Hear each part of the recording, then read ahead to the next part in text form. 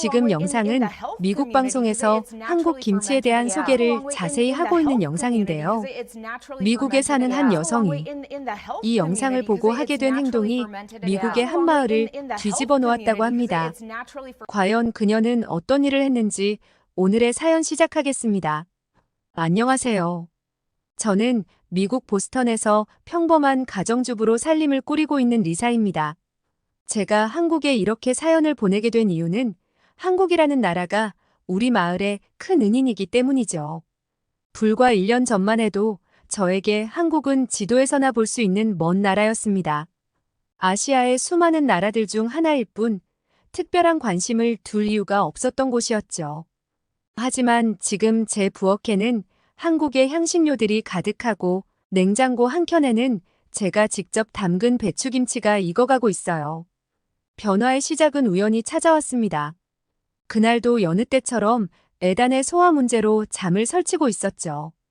병원에서는 특별한 이상이 없다고 했지만 어린 나이에 항상 배가 아프다는 아들을 보며 엄마로서 가슴이 아팠어요. 그래서 매일 밤 건강 관련 영상을 찾아보는 것이 제 일과가 되었죠. 그날도 평소처럼 태블릿을 들고 소화에 좋은 음식을 찾아보고 있었어요.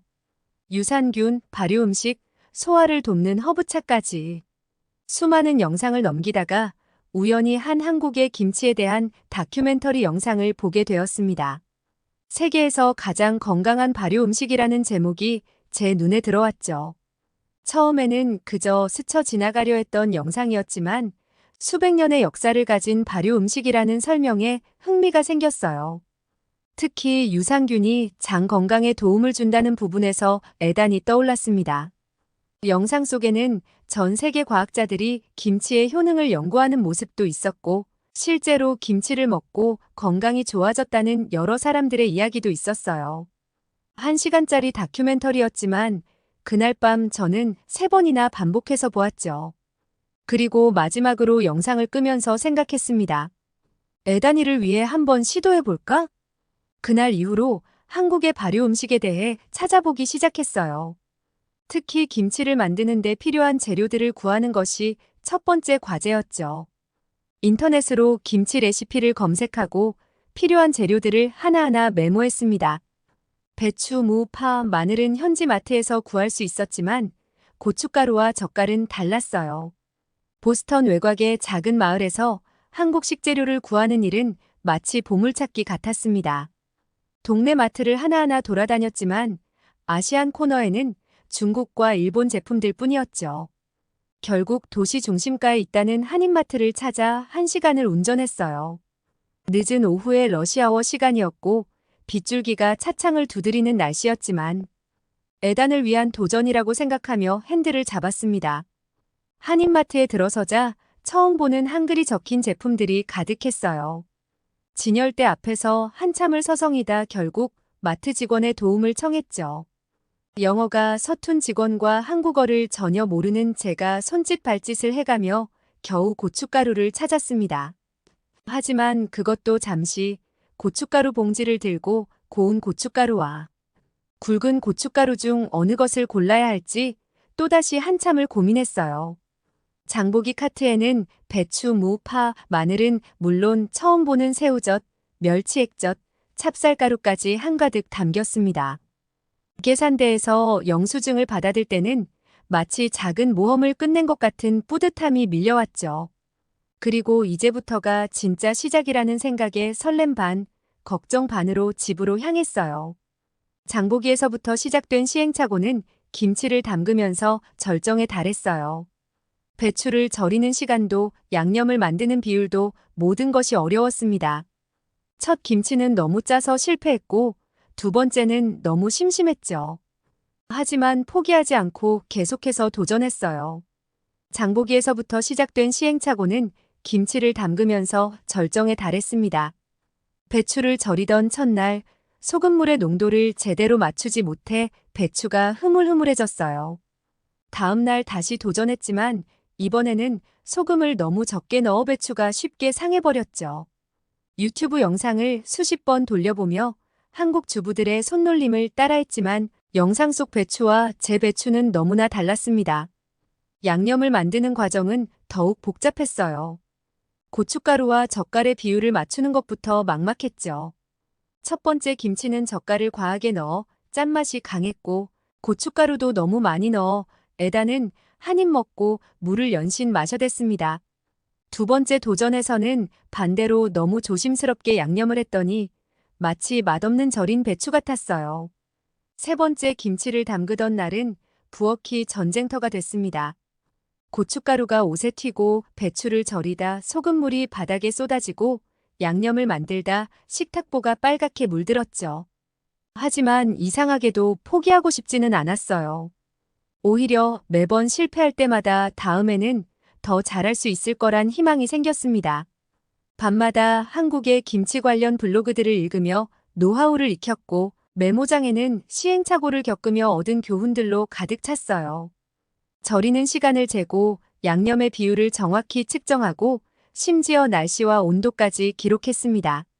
마치 과학 실험을 하는 것처럼 꼼꼼하게 모든 과정을 기록했죠. 에단의 장 건강을 위해 시작된 김치 담그기는 새로운 도전이었습니다. 하지만 정작 에단은 처음 김치를 접했을 때 코부터 찡그렸어요. 발효된 음식 특유의 향과 빨간 색깔의 거부감을 보였죠. 아들의 반응에 실망도 되었지만 김치의 효능을 믿었기에 포기할 수 없었습니다. 에단이 김치를 받아들일 수 있도록 여러 방법을 연구했어요. 처음에는 김치를 아주 작게 썰어 스프에 넣어보았죠. 익숙한 토마토 스프 속에 살짝 들어간 김치는 에단도 모르게 그의 위장 속으로 들어갔습니다. 다음엔 김치를 다져서 샌드위치 속 양상추와 함께 넣어보았어요. 점차 에단의 입맛도 변화하기 시작했습니다. 어느 날은 제가 만든 김치볶음밥을 먹던 에단이 엄마, 이거 맛있어요라며 수저를 들더니 그릇을 비워냈어요. 그날 저는 눈물이 날 것 같았죠. 단순히 맛있다는 말이 아니라 아들의 건강이 조금씩 좋아지고 있다는 희망이 보였기 때문입니다. 에단의 변화는 식탁에서만 일어난 것이 아니었어요. 학교에서 돌아온 아들이 오늘은 배가 아프지 않았어요 라고 말하는 날이 늘어났습니다. 밤마다 배가 아프다며 잠을 설치던 일도 줄어들었죠. 소화가 잘 되지 않아 급하게 화장실을 찾던 모습도 점차 사라졌어요.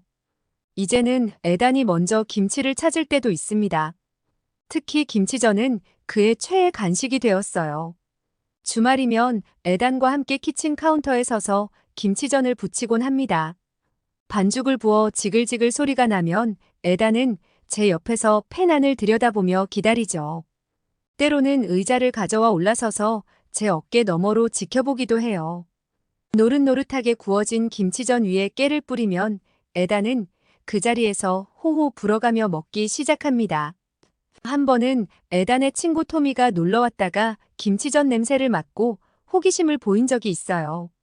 처음에는 빨간색 김치가 들어간 전을 보고 망설이던 토미였지만 에단이 이거 진짜 맛있어라며 건넨 한 조각을 먹어보더니 놀란 표정을 지었죠.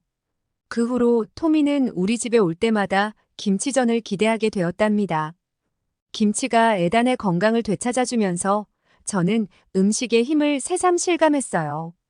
이전에는 매일 아침 복통을 호소하며 학교에 가기 싫어하던 아이가 이제는 활기차게 아침을 맞이하게 되었죠. 병원에서도 뚜렷한 해결책을 찾지 못했던 에단의 장 문제가 발효. 음식 하나로 이렇게 달라질 수 있다는 사실이 놀라웠습니다. 에단의 변화는 곧 우리 마을에도 작은 파장을 일으켰습니다. 처음에는 마을 커뮤니티 센터에서 만난 제 친구 소피아에게 이 이야기를 들려주었어요. 평소 건강식품에 관심이 많았던 소피아는 김치에 대해 무척 흥미로워했죠. 어느 날 소피아가 집으로 찾아와 김치를 맛보고는 깜짝 놀랐어요.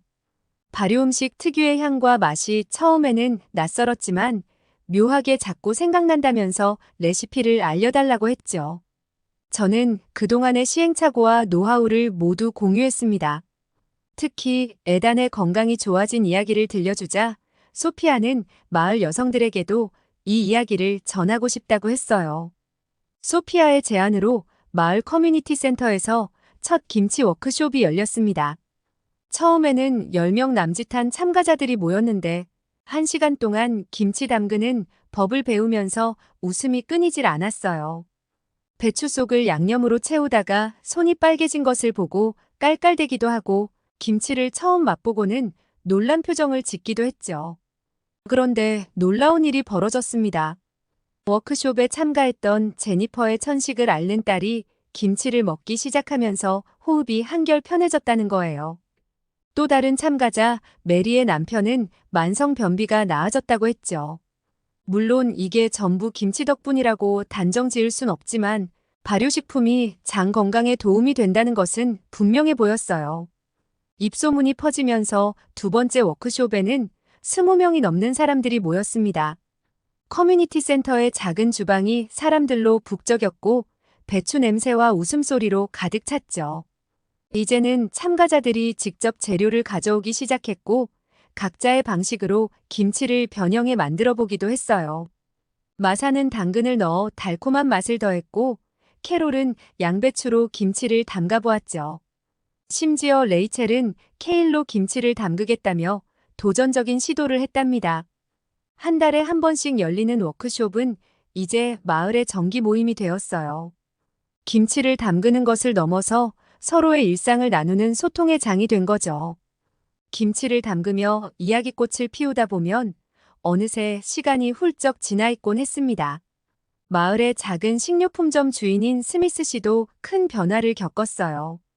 처음에는 고춧가루 몇 봉지를 조심스레 주문했던 게 이제는 매주 한국 식재료를 대량으로 들여오게 되었죠. 배추와 무는 물론이고 다양한 젓갈류와 김치 전용 통까지 구비하게 되었답니다.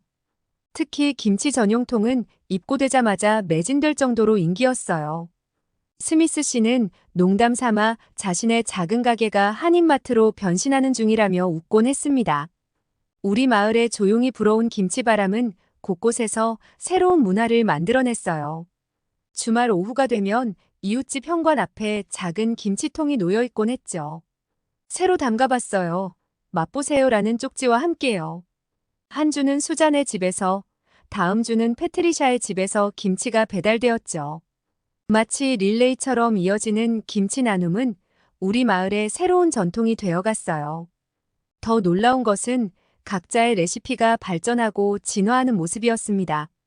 베티는 사과를 갈아 넣어 상큼한 맛을 더했고 헬렌은 파인애플을 넣어 이국적인 맛을 시도했죠. 때로는 실패작도 있었지만 그마저도 웃으며 넘길 수 있는 정도로 우리는 김치와 가까워져 있었어요. 이제 김치는 단순한 발효 음식이 아닌 우리 마을 공동체를 하나로 잇는 특별한 매개체가 되었답니다. 하지만 이런 즐거운 변화 속에서도 작은 균열이 생기기 시작했습니다. 마을 중심가에 있는 건강식품점 네이처 라이프의 주인 클레어가 불만을 터뜨리기 시작한 거예요. 20년 넘게 건강식품점을 운영해온 클레어는 자신의 가공 건강식품 매출이 급격히 줄어든 것을 알아챘죠. 특히 유산균 제품과 장 건강 보조제의 판매가 눈에 띄게 감소했다고 합니다. 어느 날은 단골 고객이 이제 김치를 먹어서 그런지 장이 훨씬 좋아졌어요 라며 평소 구매하던 유산균제를 사지 않았다고 해요. 처음에는 클레어도 이 변화를 무시하려 했답니다. 매일 아침 자신의 가게 앞을 지나가는 사람들의 손에 들린 김치통을 본 척 만척했죠. 하지만 매출 기록을 확인하던 어느 날 밤 그녀의 얼굴이 창백해졌어요. 지난 3개월간 건강보조식품의 매출이 40%나 감소한 것이었습니다. 그날 이후 클레어의 행동은 달라졌어요.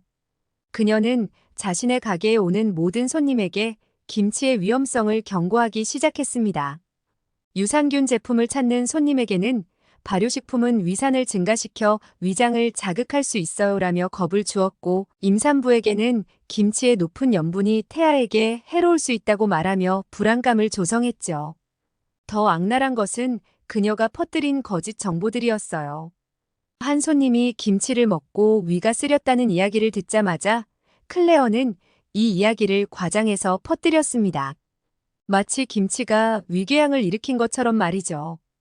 또 다른 손님의 고혈압 이야기는 김치의 과다 염분 섭취로 인한 결과로 왜곡되었고요. 급기야 클레어는 지역 신문에 대대적인 광고를 실었습니다. 발효식품에 숨겨진 위험성이라는 자극적인 제목으로 전면 광고를 낸 거예요.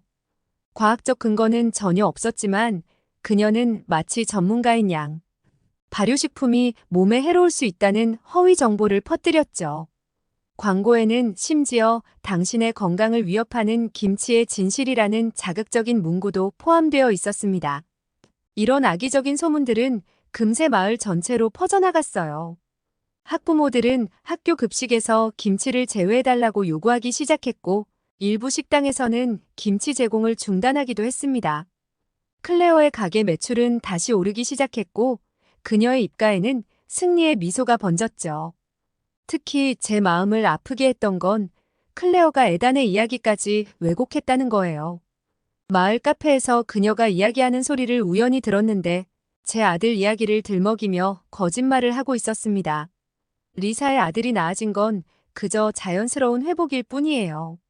사실 김치 때문에 위장이 더 안 좋아질 뻔했다는 말도 있더라고요 라며 없는 이야기까지 만들어내고 있었죠. 3년간 병원을 전전하며 해결책을 찾지 못했던 에단의 고통을 그녀는 한순간에 부정해버렸어요. 매일 밤 배앓이를 하던 아들이 김치를 먹기 시작하면서 달라진 것을 두 눈으로 지켜본 엄마의 마음은 안중에도 없었죠.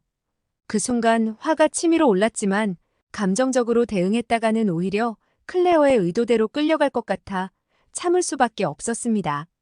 이런 소문들은 마을 전체에 빠르게 퍼져나갔어요. 매주 북적이던 김치 워크숍 참가 신청이 절반으로 줄었고 한때는 대기자 명단까지 있었는데 이제는 겨우 자리가 채워질 정도였죠. 특히 아이들을 키우는 젊은 부모들의 반응이 민감했어요. 학교 앞에서 만난 에단 친구의 어머니는 혹시 몰라서 라며 아이의 도시락에서 김치를 빼기 시작했다고 했습니다. 스미스 씨의 가게도 타격을 입었어요. 한국 식재료 코너에 쌓여있는 재고를 보며 한숨을 쉬던 그의 모습이 아직도 눈에 선합니다. 한 달 전만 해도 품절 사태를 걱정하던 김치통들이 이제는 먼지만 쌓여갔죠. 성실하게 주문해오던 단골들은 하나둘 발길을 끊었고 새로 들여온 한국 식재료들은 유통기한이 지나 폐기될 위기에 처했다고 해요. 더 안타까운 건 이런 변화가 마을의 분위기까지 바꿔놓았다는 거예요. 한때는 서로의 김치 레시피를 나누며 웃음꽃이 피던 이웃들이 이제는 김치 이야기만 나와도 조심스러워했죠. 주말마다 이어지던 김치 나눔도 슬그머니 사라졌고 커뮤니티 센터의 활기찬 모습도 찾아보기 힘들어졌답니다. 그래서 저와 소피아는 이대로 가만히 있을 수 없다고 판단했습니다. 김치의 효능을 과학적으로 입증한 연구 자료들을 모으기 시작했고 실제로 건강이 개선된 마을 사람들의 이야기도 정리했어요. 우리는 이 진실을 마을 사람들에게 알려야만 했습니다. 이렇게 우리가 자료를 준비하고 있을 때 마치 운명처럼 한수진 씨가 우리 마을에 나타났어요. 한수진 씨는 보스턴 대학에서 식품 영양학을 가르치는 한국인 교수였는데 우연히 지역 신문에서 클레어의 광고를 보고 우리 마을을 찾아온 거였죠. 한수진 교수는 김치의 과학적 효능에 대해 명쾌하게 설명해 주었어요. 김치가 단순한 발효식품이 아니라 수천 년에 걸쳐 발전해온 지혜의 결정체라는 것, 유산균뿐 아니라 식이섬유와 비타민이 풍부하다는 것도 알려주었죠. 특히 현대인의 장 건강에 좋은 영향을 미친다는 최신 연구 결과들도 공유해 주었답니다. 우리는 한수진 교수님과 함께 마을 주민들을 위한 특별 강연회를 준비했어요.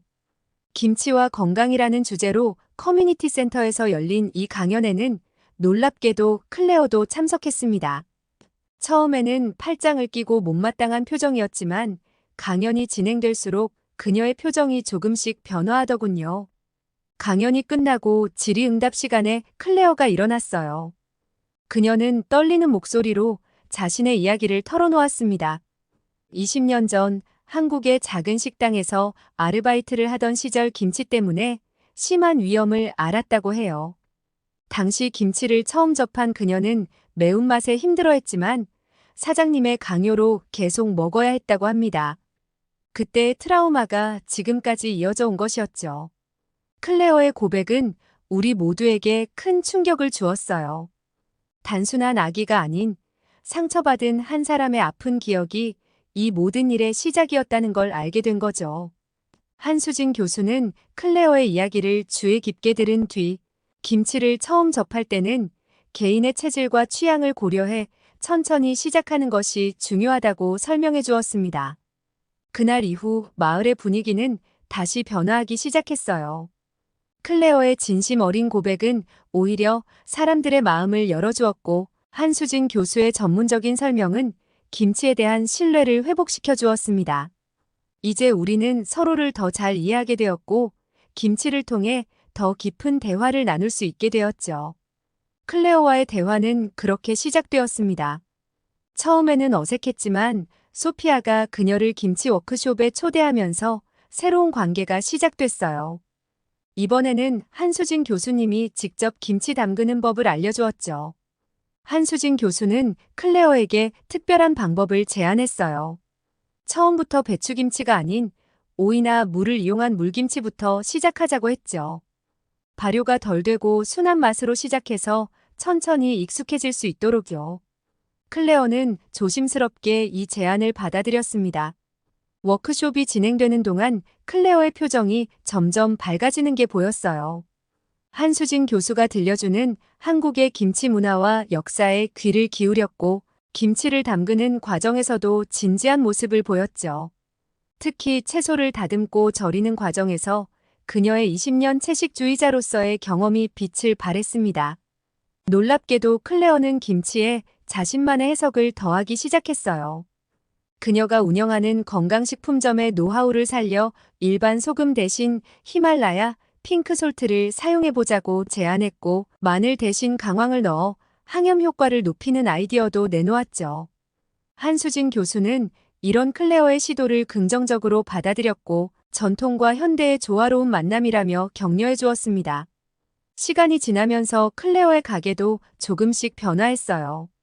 한쪽 진열대에 발효식품 코너가 새로 생겼고 김치와 잘 어울리는 유기농 채소들도 들여놓기 시작했죠. 가공된 유산균 제품만을 고집하던 예전과 달리 이제는 자연 발효식품의 가치도 인정하게 된 거예요. 그녀의 변화는 거기서 끝나지 않았습니다. 건강식품점에서 정기적으로 열리던 영양 강좌에 김치 만들기 수업을 포함시켰고 한수진 교수를 초청해 발효식품의 효능에 대한 강연도 열었어요. 클레어는 자신의 과거 경험을 바탕으로 김치를 처음 접하는 사람들에게 더 세심한 조언을 해줄 수 있게 되었답니다.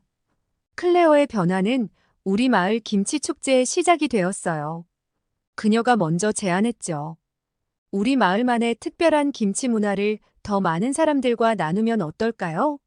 라고요. 네이처 라이프의 넓은 주차장이 축제의 장소로 선정되었고 마을 사람들은 저마다의 특별한 김치를 준비하기 시작했습니다. 축제 당일 네이처 라이프 주차장은 다채로운 향과 색으로 가득 찼어요. 클레어의 웰리스 김치 부스가 중앙에 자리 잡았고 그 주변으로 다양한 김치들이 전시되었죠. 메리의 레인보우 김치는 각종 채소들의 색감이 아름다웠고 베티의 과일 김치는 달콤한 향으로 사람들을 끌어모았어요. 한수진 교수는 전통 김치의 현대적 해석이라는 주제로 시연회를 열었습니다. 클레어와 함께 진행한 이 시연에서는 전통 김치의 기본을 지키면서도 현대인의 입맛에 맞는 변화를 추구하는 방법을 보여주었죠. 히말라야 핑크솔트의 미네랄과 강황의 항염 효과를 설명하면서도 전통 김치의 발효 과정이 주는 이로움을 강조했어요. 축제의 하이라이트는 김치와 건강 토크 콘서트였습니다. 클레어는 처음으로 공개적으로 자신의 과거와 현재를 이야기했어요. 김치에 대한 두려움을 극복하고 오히려 그것을 통해 새로운 가능성을 발견한 여정을 진솔하게 나눴죠.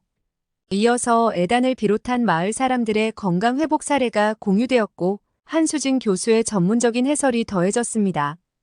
이 작은 마을 축제는 예상 밖의 관심을 받았어요. 보스턴 일대의 건강식품 관계자들이 찾아왔고 자연 치유를 연구하는 의사들도 관심을 보였죠. 클레어의 웰리스 김치는 현대인의 건강한 식생활을 위한 새로운 제안으로 주목받았고 여러 건강 전문가들이 연구 협력을 제안해왔답니다. 축제를 마무리하며 클레어는 눈시울을 붉혔어요.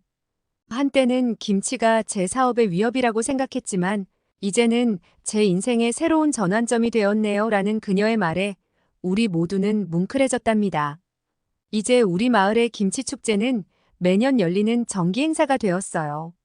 전통과 현대가 만나고 동양과 서양의 지혜가 어우러지는 특별한 문화축제로 자리 잡았죠. 클레어의 네이처 라이프는 이 모든 변화의 중심에서 새로운 건강 문화를 만들어가고 있답니다. 이제 우리 마을에서 김치는 더 이상 낯선 음식이 아닙니다. 에단의 도시락에 들어있는 김치를 친구들이 나눠 먹는 것이 일상이 되었고 이웃들과 김치 레시피를 공유하는 것도 자연스러워졌어요. 처음 시작할 때는 상상도 못했던 일들이 현실이 된 거죠. 에단은 이제 건강한 10대 소년이 되었어요. 아침마다 배를 붙잡고 울던 모습은 온데간데 없이 사라졌고 학교 체육 시간에도 적극적으로 참여할 만큼 건강해졌죠. 가끔 친구들을 집으로 초대해서는 김치전을 직접 부쳐주기도 한답니다. 처음에는 빨간 음식을 신기해하던 친구들이 이제는 에단 엄마의 김치를 기대하게 되었어요. 클레어의 건강식품점은 이제 우리 마을의 명소가 되었습니다. 발효식품 코너는 계속해서 확장되었고 김치 만들기 클래스는 인근 도시에서도 찾아올 만큼 유명해졌어요. 특히 그녀가 개발한 웰리스 김치는 건강식품 업계에서도 주목받고 있죠. 전통 김치의 가치를 현대적으로 재해석한 그녀의 시도는 새로운 가능성을 보여주었답니다. 한수진 교수님은 우리 마을의 변화를 논문으로 작성하셨어요. 전통 발효 음식의 현대적 수용과 지역, 사회의 변화라는 제목의 이 논문은 김치가 가진 문화적 가치를 학술적으로 입증했죠. 특히 에단의 사례는 장 건강에 대한 발효식품의 효과를 보여주는 중요한 예시가 되었답니다. 얼마 전 저는 한국행 비행기 표를 예매했어요. 우리 마을의 김치 문화를 전파한 공로로 한국의 김치협회에서 초청을 받은 거죠. 에단도 함께 가기로 했답니다. 한국에서 직접 다양한 김치를 맛보고 김치의 본고장에서 더 많은 것을 배워오려고 해요. 이 모든 변화를 돌이켜보면 마치 꿈만 같습니다. 아픈 아들을 위해 우연히 시작한 김치 담그기가 이렇게 큰 변화를 가져올 줄은 몰랐어요. 김치는 단순한 음식이 아니었어요. 그것은 건강을 되찾게 해준 치유의 음식이자 이웃과 마을을 하나로 이어준 문화의 매개체였죠. 우리 마을의 이야기는 여전히 계속되고 있습니다. 매주 열리는 김치 워크숍에는 새로운 얼굴들이 찾아오고 마을 사람들의 식탁에서는 새로운 김치 레시피가 탄생하고 있어요. 김치가 가져다 준 이 특별한 선물을 앞으로도 더 많은 사람들과 나누고 싶습니다. 다음 사연 시작하겠습니다. 여기 한 영국인 여성이 한국 게시물을 올린 후 폭발적인 반응을 보고 믿을 수 없다는 표정을 하고 있는데요. 과연 그녀에게는 어떤 사연이 있는지 오늘의 사연 시작합니다. 안녕하세요. 저는 현재 영국에서는 꽤 인지도 있는 사진작가 겸 여행 블로거로 활동하고 있는 엘레나 윌슨이라고 합니다. 제가 한국에 있는 유튜브에 이렇게 사연을 보내게 되다니 세상 오래 살고 볼 일인 것 같아요. 한번 가져진 편견과 선입견은 웬만하면 바뀌지 않아 주변에서는 제 생각을 바꾸는 건 정말 힘들다고 했죠. 그래서인지 조직사회에서는 적응이 힘들고 여러 사람과 함께 일하는 업무는 저와 맞지 않더라고요. 그런데 저의 이런 성격을 바꾼 나라가 한국이었습니다. 처음 한국을 방문하기 전 저는 세계 각국을 다니며 문화와 삶의 모습을 사진에 담아왔습니다. 특히 유럽과 남미의 독특한 문화를 소개하는 데 주력했었죠. 그러던 어느 날 저의 절친한 친구 사라가 한국 여행을 제안했을 때는 코웃음이 나왔어요. 제 눈에 비친 한국은 그저 일본의 아류처럼 보였거든요.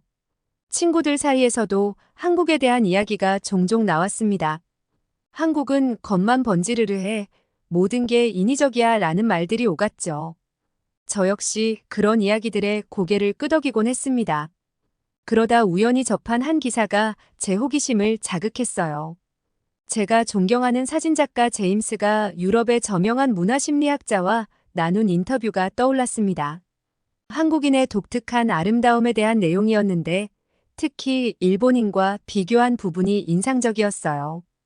그 심리학자는 한국인들의 외모가 일본인들과는 확연히 다르다고 설명했습니다.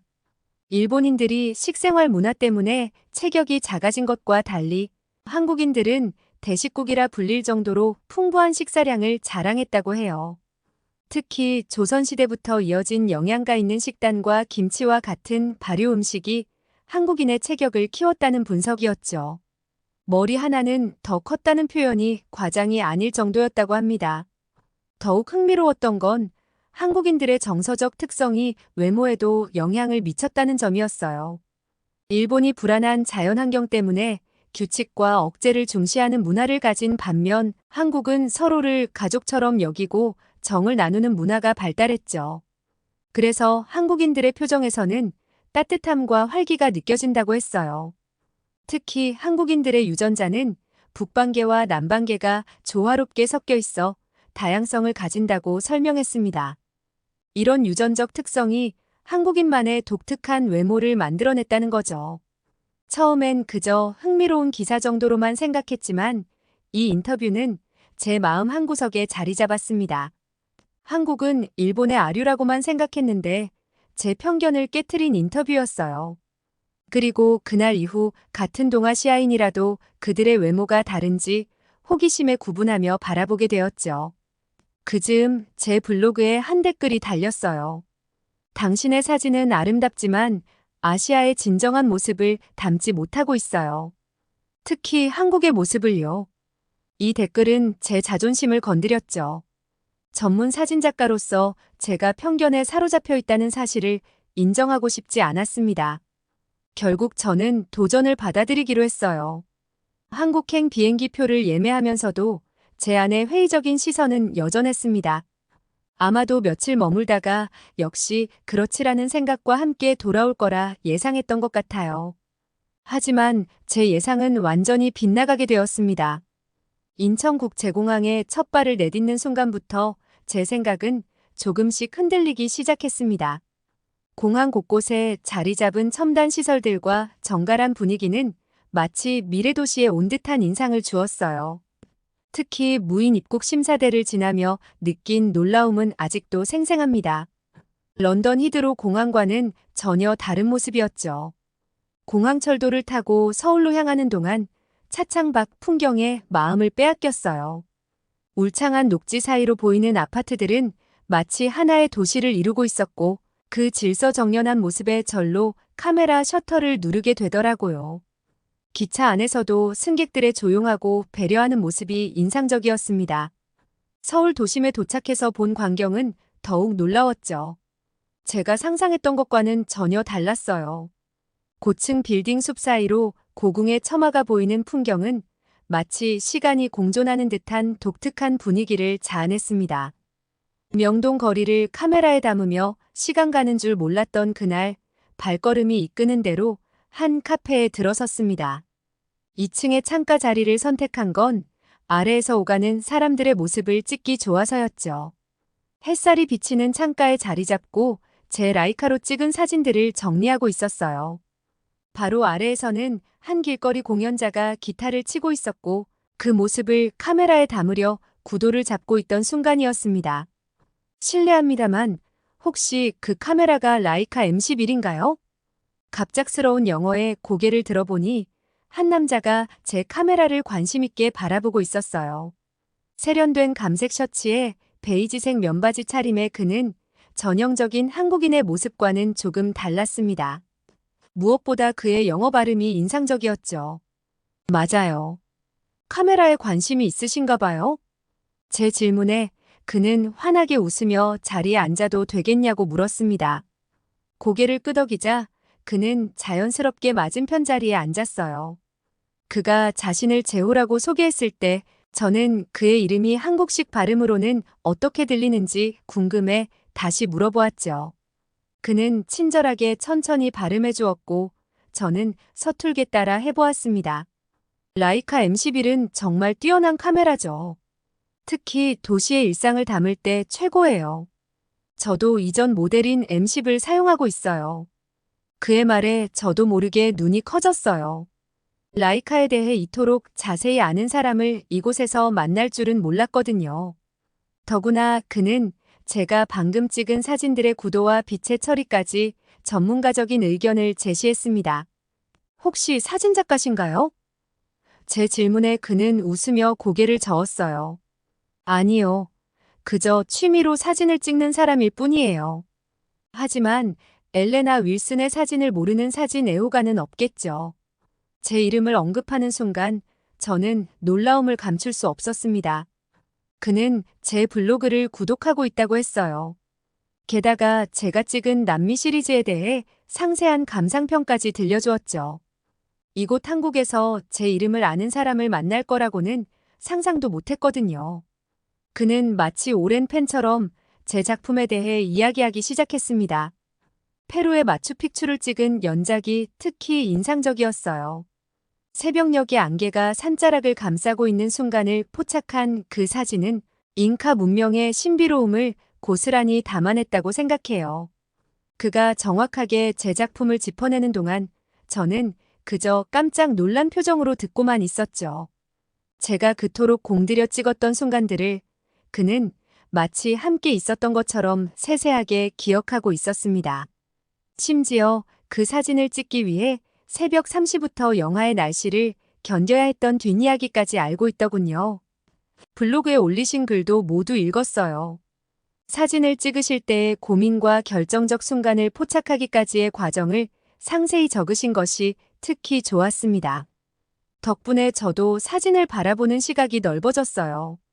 그의 말 한마디 한마디가 진정성 있게 느껴졌습니다. 단순히 제 이름을 아는 정도가 아니라 제 작품 세계를 깊이 이해하고 있다는 생각이 들었어요. 더구나 그의 시선은 단순한 팬심을 넘어서 전문가적인 시선이 느껴졌죠. 사실 며칠 전 귀하의 블로그에서 한국에 대한 글을 보고 많이 아쉬웠어요.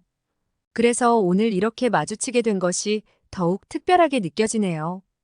그의 말에 순간 얼굴이 붉어졌습니다.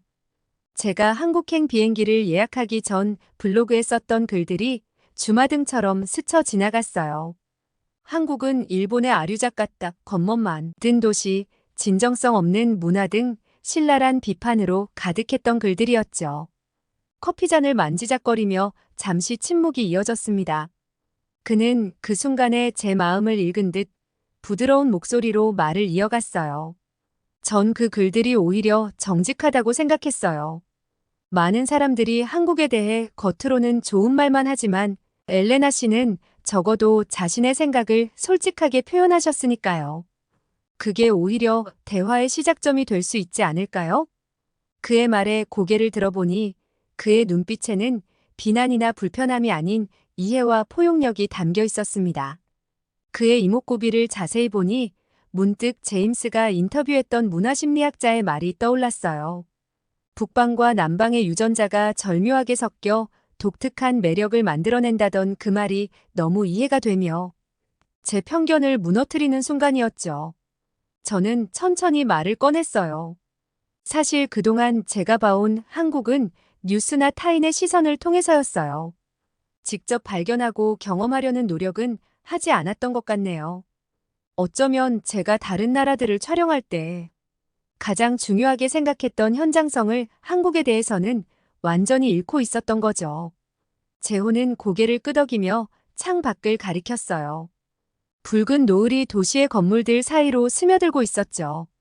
그의 옆모습이 노을빛에 물들어 왠지 모르게 가슴이 설렜습니다.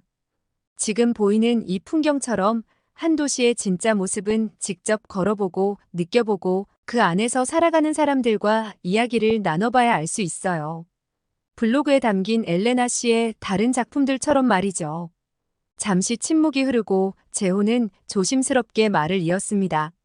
실례가 되지 않는다면 제가 서울의 여러 모습을 보여드려도 될까요? 물론 사진가로서의 전문적인 시각으로요. 그의 제안에 제 심장이 살짝 빨라지는 걸 느꼈어요. 평소라면 거절했을 텐데 이상하게도 그의 제안이 설레게 느껴졌습니다. 그럼 연락처를 교환해도 될까요? 재호가 휴대폰을 꺼내며 물었고 저는 자연스럽게 고개를 끄덕였죠. 번호를 교환하는 짧은 순간 그의 손가락이 제 손에 스쳤고 알 수 없는 떨림이 전해졌습니다. 그 순간 제 마음속 깊은 곳에서 무언가가 조금씩 녹아내리는 것 같았습니다. 어쩌면 이것이 진정한 여행의 시작이 아닐까 하는 생각이 들었어요. 그날 이후로 한국을 보는 제 시선은 조금씩 달라지기 시작했습니다. 호텔로 돌아와 침대에 누워있는데 재호에게서 메시지가 왔어요. 내일 서울의 숨은 모습들을 보여주고 싶다는 내용이었죠. 창밖 서울의 야경을 바라보며 답장을 쓰고 있을 때였습니다. 갑자기 울리는 영상통화 알림음의 화면을 보니 마이클이었어요. 3년 전 런던의 한 사진 전시회에서 처음 만난 그는 일본 문화 전문가로서 저명한 평론가였죠. 당시 제가 찍은 도쿄의 밤거리 사진들에 깊은 인상을 받았다며 일본에 대한 그의 해박한 지식을 들려주었어요. 그 후로 아시아 문화를 다룰 때면 항상 그의 조언을 구했었죠. 특히 2년 전 교토에서 진행한 전통 문화 프로젝트 때는 그의 도움이 컸어요. 숨겨진 사찰과 정원들을 소개해주며 일본 문화의 깊이를 이해하게 해주었거든요. 그래서인지 마이클은 제가 아시아 문화를 다룰 때면 조언자를 자처했고 저 역시 그의 의견을 신뢰했습니다. 하지만 이번엔 왠지 모르게 그의 전화가 반갑지만은 않았어요. 아침부터 그가 보낸 수많은 메시지들이 마음에 걸렸거든요. 한국 여행을 안내하는 제 인스타그램 스토리를 본 후부터 그는 집요하게 한국 문화의 한계점들을 지적하는 메시지를 보내왔었죠. 잠시 망설이다 통화 버튼을 눌렀어요.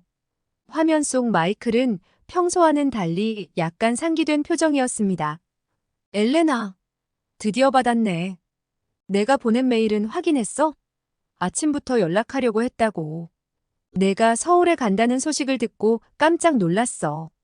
마이클의 목소리에는 평소와는 다른 조급함이 묻어 있었습니다.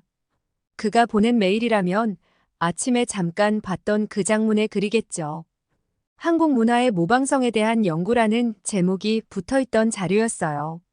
솔직히 말할게, 마이클. 아직 제대로 보지 못했어. 오늘은 서울의 첫인상을 카메라에 담느라 바빴거든. 지금 서울이라고? 빨리 확인해봐. 한국은 그저 일본 문화를 베끼기만 하는 나라야. 내 시간과 재능을 낭비하지 마. 특히 너 같은 전문가가 이런 피상적인 문화를 다루는 건 시간 낭비라고. 그의 말투에서 단순한 조언을 넘어선 어떤 집착이 느껴졌어요. 예전에 그가 보여준 일본 문화에 대한 애정과는 다른 한국에 대한 이해할 수 없는 적대감 같은 것이었죠. 왜 이렇게 다급한가 싶어 이메일을 열었더니 한국 문화의 모방성에 대한 연구라는 제목이었어요. 제목을 보는 순간 읽기조차 싫더라고요. 그래서 마이클에게 난 좀 피곤하니 쉬어야겠다고 내 메일을 보라 마라 강요하지 말라고 하고 다신 이런 일로 전화하지 말라고 하고 전화를 끊어버렸어요. 전화를 끊고 창밖을 바라보다 재호에게서 온 메시지를 다시 읽었습니다. 내일은 덕수궁 돌담길을 걸어볼까요? 서울에서 가장 아름다운 산책로라고 할 수 있죠. 저도 모르게 미소가 지어졌어요. 마이클의 다급한 목소리가 아직도 귓가에 맴돌았지만 더 이상 신경 쓰고 싶지 않았습니다. 재호에게 답장을 보냈습니다. 내일도 기대되네요. 서울의 또 다른 모습을 보여주셔서 감사합니다. 그리고 조용히 덧붙였어요. 이제야 조금씩 진짜 서울이 보이는 것 같아요. 다음 날 재호는 약속대로 저를 데리고 서울 곳곳을 안내해 주었습니다. 북촌한옥마을을 시작으로 고즈넉한 경복궁을 거쳐 현대적인 강남 거리까지 서울의 다채로운 모습이 제 카메라 렌즈를 통해 담겼어요. 2년 전 도쿄를 취재했을 때가 떠올랐습니다. 당시 일본의 현대적인 모습과 질서정연한 도시 구조에 감탄했었죠. 한국도 비슷할 거라 생각했습니다. 아니, 어쩌면 일본의 모습을 흉내낸 정도일 거라는 편견을 가지고 있었던 게 사실이에요. 하지만 재호와 함께한 서울에서의 하루는 제 생각이 얼마나 잘못되었는지를 여실히 보여주었습니다. 북촌 한옥마을을 시작으로 고즈넉한 경복궁을 거쳐 현대적인 강남 거리까지.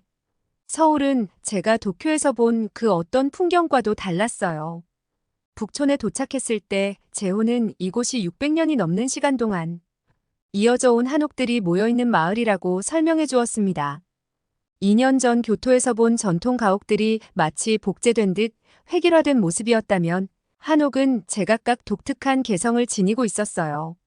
좁은 골목을 걸으며 본 처마 끝에 날렵한 곡선, 마당과 대청마루가 만들어내는 독특한 공간감은 일본 전통 건축과는 완전히 다른 매력이었죠. 특히 충격적이었던 건 한옥 사이사이에 자리 잡은 현대적인 카페들이었어요. 도쿄에서는 상상도 할 수 없는 광경이었습니다. 일본이 전통과 현대를 철저히 분리해 관리하는 것과 달리 서울은 자연스럽게 둘을 조화시키고 있었어요. 제호의 말처럼 서울은 과거와 현재가 공존하는 도시였죠. 거리를 걸으며 마주친 사람들의 모습도 도쿄와는 달랐습니다. 도쿄에서 느꼈던 어떤 억압과 규칙적인 삶과는 달리 서울 사람들은 각자의 개성을 자유롭게 표현하면서도 서로를 배려하고 있었어요. 낯선 외국인인 저를 대하는 태도도 달랐습니다. 도쿄에서 느꼈던 공손하지만 차가운 거리감 대신 따뜻한 관심과 배려가 느껴졌죠. 그날 저녁 호텔로 돌아와 하루 종일 찍은 사진들을 정리했습니다. 평소처럼 블로그에 글을 쓰기 시작했는데 이번에는 뭔가 달랐어요. 사진을 고르는 제 손가락이 평소보다 더 신중해졌고 설명을 쓰는 문장 하나하나에 더 많은 고민이 담겼습니다. 한옥의 우아한 곡선을 담은 사진에는 일본 전통 가옥과는 전혀 다른 매력을 설명했고 현대적 빌딩 숲과 어우러진 고궁의 모습에는 제가 느낀 감동을 진솔하게 담아냈어요. 특히 서울 사람들의 표정을 담은 사진에는 평소보다 더 긴 설명을 덧붙였습니다. 그들의 활기찬 모습과 자유로운 개성, 그리고 낯선 이방인을 대하는 따뜻한 시선까지 제가 경험한 모든 것을 담아내려 노력했죠. 그리고 마지막으로 제호와 함께 찍은 사진도 올렸어요. 북촌 한옥마을에서 그가 한옥의 처마를 설명하는 모습을 담은 사진이었는데 그의 진정성 있는 설명이 사진 속에 고스란히 담겨 있는 것 같았습니다. 게시 버튼을 누르고 잠시 후 예상치 못한 일이 벌어졌어요. 보통 제 블로그 게시물은 서서히 조회수가 올라가는데 이번에는 달랐습니다. 불과 몇 시간 만에 평소의 10배가 넘는 조회수를 기록했고 댓글은 마치 폭포수처럼 쏟아졌어요. 드디어 누군가가 진짜 서울의 모습을 담아냈네요. 한국에 살고 있는 제가 봐도 감동적입니다. 엘레나님의 시선으로 보니 우리 도시가 더 아름답게 느껴지네요. 일본 전통 건축과는 완전히 다른 매력이군요. 정말 인상적입니다. 특히 제호와 찍은 북촌 사진 아래에는 더 많은 댓글이 달렸습니다. 현지인의 설명과 외국인의 시선이 만나 만들어낸 특별한 순간이라는 평가가 이어졌고 이는 또 다른 공유로 이어졌죠. 다음 날 아침 메일함은 이미 넘쳐나고 있었어요. 여러 유명 매거진에서 사진 사용 허가를 요청해왔고 몇몇 방송사에서는 인터뷰 요청도 들어왔습니다. 심지어 영국의 유명 여행 잡지에서는 한국 특집 기사를 제안해왔어요. 이 모든 반응이 믿기지 않았습니다. 전 세계 사람들이 제가 발견한 서울의 새로운 모습에 이토록 큰 관심을 보일 줄은 몰랐어요. 더구나 제가 올린 글이 한국과 일본, 문화의 차이를 이해하는 새로운 시각을 제시했다는 평가를 받다니 더욱 놀라웠습니다. 그런데 한 댓글이 제 시선을 사로잡았습니다. 마이클이었어요. 그의 이름을 보는 순간 왠지 모를 불안감이 스쳐 지나갔습니다. 한국의 표면적인 모습만 보고 현혹된 것 같군요. 결국 이 모든 것은 다른 문화를 모방한 것에 불과합니다. 엘레나, 당신의 사진은 진정성이 결여되어 있어요. 너무 상업적이고 과대 포장된 한국의 모습만 담았네요. 특히 북촌의 한옥들은 일본 전통 가옥을 변형한 것에 불과하다는 걸 당신도 잘 알고 있을 텐데요. 그리고 현대적인 도시 풍경은 도쿄의 모습을 그대로 베낀 것이 아닌가요? 당신이 이렇게 피상적인 사진작가가 될 줄은 몰랐네요. 마이클의 날선 비판에 잠시 가슴이 철렁했습니다. 하지만 그의 댓글 아래로 예상치 못한 반응들이 물밀듯이 이어졌어요. 전문가라고 하시는 분이 이렇게 편협한 시각을 가지고 있다니 실망입니다. 한국과 일본의 건축 양식이 얼마나 다른지 기본적인 공부도 안 하신 것 같네요. 일본 문화만 고집하시는 것 같네요. 다른 아시아 문화의 독창성을 인정하기 싫으신가요? 당신의 댓글이야말로 진정성이 결여된 것 같습니다. 오히려 엘레나의 사진이 한국의 진정성을 잘 담아냈다고 생각합니다. 마이클 씨야말로 너무 표면적인 비판을 하시는 것 같네요. 한국에서 20년 살았지만 이런 시선으로 담아낸 사진은 처음 봅니다. 심지어 일본 독자들의 댓글도 있었습니다. 저는 일본에 사는 사진작가입니다. 한국과 일본의 건축 양식은 완전히 다르다는 걸 전문가라면 알아야 하지 않을까요? 마이클 씨의 편견이 오히려 아시아 문화를 왜곡하고 있네요. 댓글이 수백 개로 늘어나면서 마이클의 댓글은 순식간에 반박으로 둘러싸였습니다. 결국 그는 자신의 댓글을 삭제해버렸어요.